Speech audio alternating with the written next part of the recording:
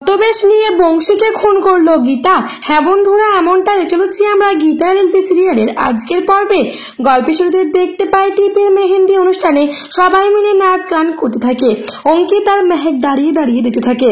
অন্যদিকে তো গান বাজনার আওয়াজ পেয়ে গীতা নিজের রুমে আগেকার সমস্ত স্মৃতি মনে পড়ে থাকে। আচ্ছা, কিন্তু গীতা কোনো কিছুই বুঝতে পারে না। তারপরে গীতা চলে আসতে থাকে মেহেন্দি অনুষ্ঠানের দিকে। আর এদিকে মেহেকের ফোনে ফোন করেছে তার বাড়ির লোক। ফোন করে বলে যে তার বাবা নাকি খুব শরীরটা খারাপ হয়ে গেছে। তারপরে মেহেক বলে, কি বাবার প্রচন্ড শরীর খারাপ? আন্টি আমাকে যেতে হবে, আমাকে এখানে থাকলে হবে না, আমার বাবা বড্ড শরীর খারাপ। তখনই টিপের মা বলে, ঠিক আছে অঙ্কিত, তুমি মেহেককে নিয়ে খুব ভালোভাবে বাড়ি ফেরো। তারপরে অঙ্কিত আর মেহেক সেখান থেকে চলে যায়। ঠিক গীতা সেই মুহূর্তে সেখানে চলে আসে।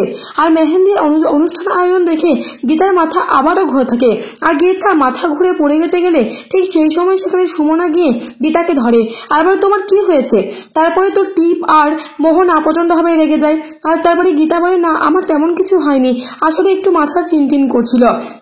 তারপরে তো সেখান থেকে টিপ আর মোহনা আর সকলে চলে যায়। তারপরে সুমনা বলে, তুমি এখন ভালো আছো তো? গীতা বলে, হ্যাঁ আমি এখন সুস্থ আছি। তারপরে তো শ্রী প্রিয়ঙ্বদাকে বলে, আচ্ছা দিদি, এই মেয়েটাকে কি এই বাড়িতে না রাখলে হয় না? কেন রাখছো তুমি এই মেয়েটাকে? এই মেয়েটাকে বাড়ি থেকে বের করে দাও। তখনই প্রিয়ঙ্বদা বলে, আর কয়েকটা দিন মাত্র বাঁচবে, 6 মাসের মধ্যে ওর অপারেশন না হলে ও কিন্তু এমনিতেই মারা যাবে। তখনই শ্রী বলে, তাহলে অপারেশনটা করাচ্ছে না কেন? তারপরে শ্রীর মেয়ে বলে, আচ্ছা আন্টি, তুমি যদি ওর অপারেশন না করাও তাহলে কিন্তু ও আমাদের চোখের সামনে মারা যাবে। একটা মানুষকে এত চোখের সামনে থেকে আমরা মরতে দেখতে পারি? তখনই প্রিয়ঙ্বদা বলে, আমার কোনো কিছু করার নেই, ওর বাড়ির লোক পরিচয় কোনো কিছু নেই। একটা অপারেশন করতে গেলে একটা বন্ডে সই করতে হয়, কে সই করবে, কে ওর দায়িত্ব নেবে? আমি কোনো কিছুই বুঝতে পারছি না। তারপরে প্রিয়ঙ্বদা চুপ করে যায়। এদিকে বড় বউ ফোন করে বলে, হ্যাঁ ওনাকে আসুন, ওনাকে অ্যারেস্ট করে আনতে বলুন। আর তারপরে ঠিক সেই মুহূর্তে একটা পুলিশ অফিসার এসে বলে, স্যার একজন অ্যাডভোকেট দেখা করতে এসেছে। তারপরে বড় বউ তো সেখানে আসে। আর বড়বাবুকে বলে, ঠিক আছে ওকে আসতে বলো। তারপরে তো সেখানে তপন চৌধুরী চলে আসে। তপন চৌধুরীকে দেখে বড় বলে, আপনার কি দরকার এখন? তখন তপন চৌধুরী বলে, আমার বংশীর বেলের দরকার, আর বংশীর বেলের কাগজপত্র আমি সমস্ত কিছু নিয়ে এসেছি। বড়বাবু বারবার করে জিজ্ঞেস করতে থাকে তপন চৌধুরীকে, কিন্তু কোনো মতে উত্তর দেয় না। তপন চৌধুরী বারবার করে একটা কথাই বলতে থাকে, আমি বংশীর বেল চাই, বংশীর বেলের সমস্ত কাগজপত্র আমি নিয়ে এসেছি। বড়বাবু আর কোনো কিছু না হয়ে বাধ্য হয়ে বংশীকে ছেড়ে দেয়। আর তারপরে তপন চৌধুরীও সেখান থেকে চলে যায়।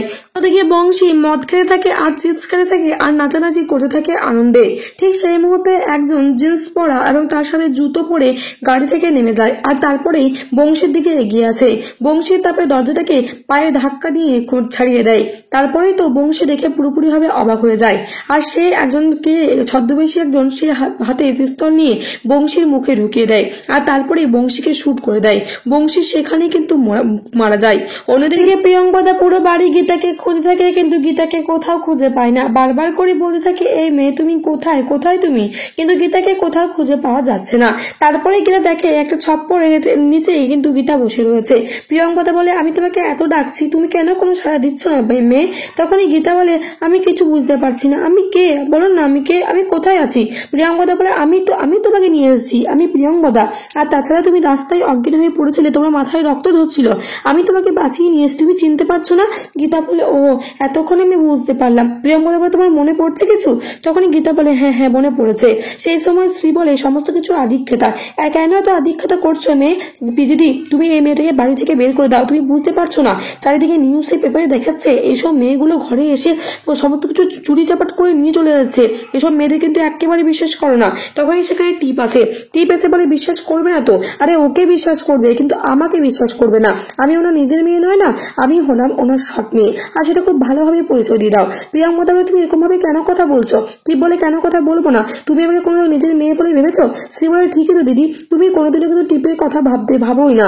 আর তারপরে সেখানে চলে আসে টিপের বাবা এসে বলে, বারবার কি অশান্তি করবে? চলো কি মেনু হবে সে সমস্ত কিছু দেখতে হবে। প্রিয়ঙ্বদা বলে, সবই তো আমি দেখছি, আমি তো কোনো কিছু অনিচ্ছাকৃত করছি না, আমি সমস্ত কিছু টাকা পয়সা আমি সব দিচ্ছি। আর তাছাড়া এই বিয়েতে আমার মত নেই, তাও সমস্ত কিছু খরচাপাতি আমি চালাচ্ছি। টিপ বলে, ও তাহলে তুমি আমার খরচাপাতির তুলনা দিচ্ছ? একটা কথা শুনে রাখো, তোমার যদি ইচ্ছা হয় তবেই কিন্তু খরচা দিও, আর না হলে কিন্তু কোনো খরচা তোমার দেওয়ার দরকার নেই। সেখান থেকে টিপ রেগে চলে যায়। তারপরে একটা বাড়িতে চাকর আছে, চাকরটা এসে বলে যে, আচ্ছা আমি দেখলাম যে বাইরে সিঁড়ির মধ্যে কিছু কাদা লেগে রয়েছে। আসলে কেউ সেই কাদার পায়ে কিন্তু জুতো দিয়ে ছাদের উপরে উঠেছে, কিন্তু কে উঠেছে বুঝতে পারছি না। প্রিয়ঙ্কদা বলে, জুতো পরে কাদা পায়ে ছাদের উপরে কে উঠতে পারে? তুমি ভুল দেখেছো হয়তো। চাকরটা বলে, না না, আমি কিছু ভুল দেখিনি, আমি যা দেখেছি সমস্ত ঠিকই দেখেছি। প্রিয়ঙ্কদা বলে, ঠিক আছে, তুমি নিচে যাও, আমি যাচ্ছি। তারপরে সেই কাজের লোকটা সেখান থেকে নিচে চলে যায়। আর তারপরেই তো গীতা চুপচাপ বসে থাকে। প্রিয়ঙ্কদা বলে, চুপচাপ শুধু বসে থেকো না, আসলে আজ রাত পহলে কালকে টিপের বিয়ে, তাই হাতে হাতে কিছু কাজযোগ্য করে নিতে হবে, বুঝেছো তুমি? তারপরে প্রিয়ঙ্কদা সেখান থেকে চলে গিয়ে দেখে যে গীতার হাতে একটা চোট লেগে রয়েছে। প্রিয়ঙ্কদা বলে, তোমার হাতে কি হয়েছে? তোমার হাতে রক্ত কেন? চেরা দাগ কেন? তখনই গীতা চুপ করে থাকে। গীতা আর কোনো কিছু বলে না। প্রিয়ঙ্কদা বলে, যা ইচ্ছে তুমি তাই করো, কিন্তু একটা কথা শুনে রাখো, আমাদের বিয়েটা কিন্তু খুব ভালোভাবে যেন পেরিয়ে যায়। আমি তোমাকে বিশ্বাস করছি, তাই আমার বিশ্বাস তুমি ভেঙো না। তারপরে গীতা চুপ করে থাকে। প্রিয়ঙ্কদা চলে যায়। অন্যদিকে তো বড়বাবু চলে গেছে অগ্নিত মুখার্জির বাড়িতে। অগ্নিত মুখার্জির বাড়িতে গিয়ে বলে, বংশীকে খুন করা হয়েছে। অগ্নিত মুখার্জি বলে, কি? তখন বড়বাবু বলে, হ্যাঁ, বংশীকে আজকে বেল করিয়ে নিয়ে গেছে একজন অ্যাডভোকেট, তারপরে তাকে খুন করা হয়েছে।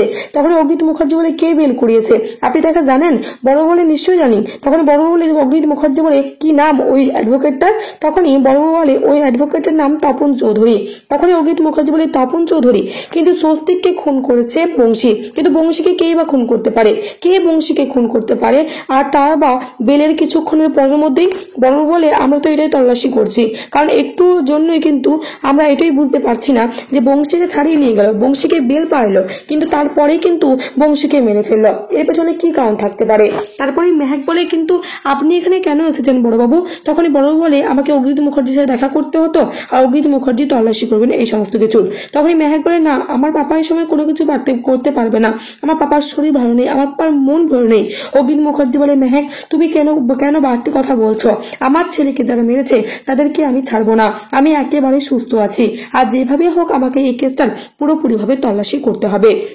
তারপরেই তো অগ্নিত মুখার্জি ফোন করে তারই একজন স্টুডেন্টকে, আর ফোন করে বলে, আচ্ছা একটা কথা বলছি, তপন চৌধুরীর সাথে আমি কথা বলতে চাই, আর তোমাকে সেই যোগাযোগটা করে দিতে হবে। কিন্তু তপন চৌধুরী এখন কোথায় আছে? সে তো তপন চৌধুরীকে এটা বলবে না যে আমি অগ্নিত মুখার্জি আর আমি ওনার সাথে কথা বলতে চাইছি, আমি কিন্তু অন্য নাম নিয়ে ওনার সাথে কথা বলতে চাই। তারপরে তো অগ্নিত মুখার্জি স্টুডেন্ট বলে, ঠিক আছে স্যার, আপনি কোনো চিন্তা করবেন না, আমি সমস্ত কিছু ব্যবস্থা করে দিচ্ছি। রাকা বলে, কিন্তু এটা কিভাবে হতে পারে? যে স্বস্তিককে খুন করলো তাকে কে খুন করতে পারে? আমি তো কোনো কিছু বুঝতে পারছি না, এর পেছনে বড় মাথাটা কে রয়েছে? তখনই পদ্ম বলে, বড় মাথা আর কেউ থাকতে পারে না, আমি বলছি তো, এর পেছনে সমস্ত কিছু হাত রয়েছে কাব্বা দিদি। কাব্বা দিদি পাগল হয়ে গেছে, কাব্বা দিদি স্বস্তিক দাদা ভাইকে খুন করেছে, কাব্বা দিদি আমার উকিল দিদিমণিকে কোথাও নিখোঁজ করেছে। আমি জানি এই সমস্ত কিছুর পেছনে একমাত্র কাব্বা দিদিরই হাত রয়েছে।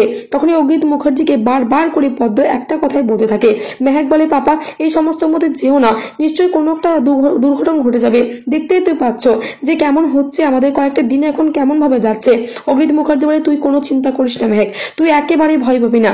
কেন ভয় পাবি? তোর বৌদি মিসিং রয়েছে, তোর দাদা ভাইকে খুন করা রয়েছে, এই সময় কি আমাদের চুপচাপ থাকা চলে? এই সময় তো আমরা চুপ থাকবো না। আর তারপরে পদ্ম বলে, আমি তোমাকে বারবার করে বলছি দাদাবাবু, আমি এই কাজ একমাত্র কাব্বা দিদি ছাড়া আর কেউ করতে পারে না, এই সমস্ত চক্রান্তের পেছনে কাব্বা দিদির হাত রয়েছে, কাব্বা দিদি পুরোপুরি ভাবে পাগল হয়ে গেছে। তারপরে তো অগ্নিত মুখার্জি চুপ করে যায়।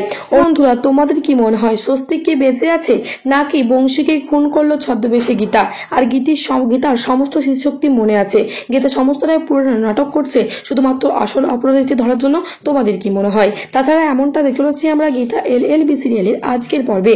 আগামীকালের আপডেট পাওয়ার জন্য চ্যানেলটিকে সাবস্ক্রাইব করে পাশে থাকো। ধন্যবাদ বন্ধুরা, ভিডিওটা এই পর্যন্তই। নিয়ে আসছি গীতা LLB সিরিয়ালের নতুন এবং নেক্সট আপডেট নিয়ে। ধন্যবাদ।